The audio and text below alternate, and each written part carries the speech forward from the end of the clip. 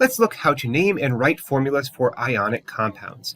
Be able to define binary compound. This is a compound composed of two elements, which can either be an ionic compound of, say, like sodium chloride, two elements, or another one like sodium nitrate, which would be another kind of two elements, where even as a second quote-unquote element is a molecular ion. Be able to determine the formula and the name of a binary ionic compound, balance charges for ionic compounds that will be handy later on, and determine the formula and name of ionic compounds with polyatomic ions. This is a standardized naming procedure started off by Antoine Lavoisier. So what he did is suggested using universal names so that not everyone is looking for the cinnabar or the Glauber's salt or whatever. And he took after Linnaeus's Latin binomial for species. If you're familiar with Homo sapiens, Pan troglodytes, or gorilla, you're familiar with Linnaeus's Latin binomials. And here we are basically looking at a binomial way of doing things for binary compounds. So binary means two and compound means different things. So what is a binary compound? Well, it's made of two different things, made of two elements. So we can determine what these compounds would look like by starting off with the charges and then kind of calculating, well, how many of each is required to cancel out the others. Now, we determine the charge on each ion. So magnesium has a 2+ charge. It's a cation in the second group.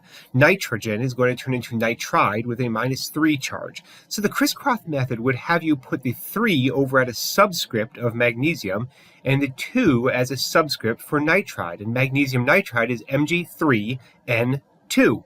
Potassium nitrate, where nitrate is your polyatomic anion, has a charge of 1 for the positive and the negative. So you just have 1-to-1 kind of factor being KNO3. And you write these down as a subscript. Now this is opposed to the more complicated way of finding the least common multiple and then dividing backwards to the lowest common denominator, which you may still need to do sometimes with more complex ions. But what about the transition metals? Because they can have multiple different charges. So let's look at lead-2 oxide. That charge right there, that 2, that's a Roman numeral, and that means it has a +2. So you look at, okay, +2 for lead, and then oxide is a -2.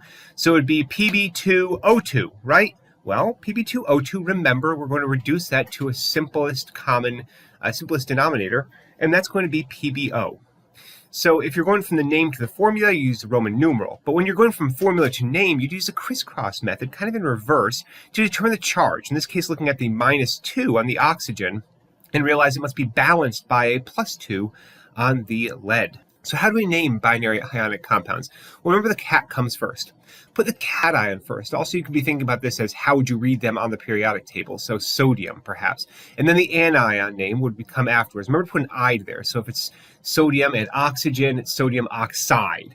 And if the ion could have more than one charge, like with a transition metal like iron, use the Roman numeral. This is something called the stock system, and it's much easier than using a more difficult system for, well, figuring out the ferrous versus ferric oxides.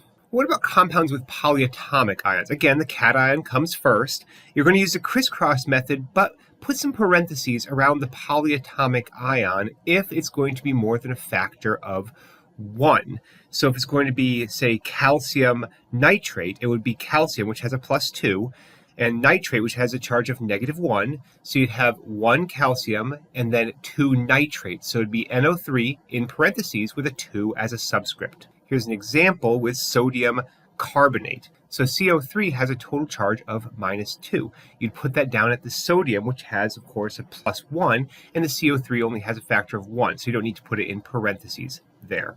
So remember, you'll need to know the charge of the ions, and a lot of these you will actually have to memorize if they're on the periodic table.